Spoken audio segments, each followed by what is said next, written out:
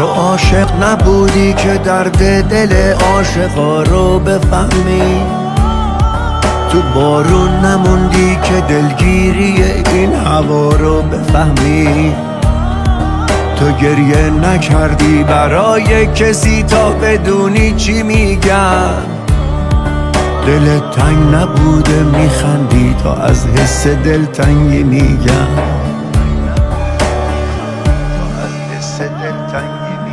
تو تنها نموندی که حال دل بیقرار رو بفهمی،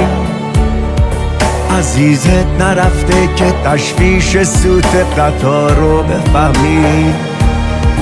تو از دست ندادی بفهمی چیه ترس از دست دادن،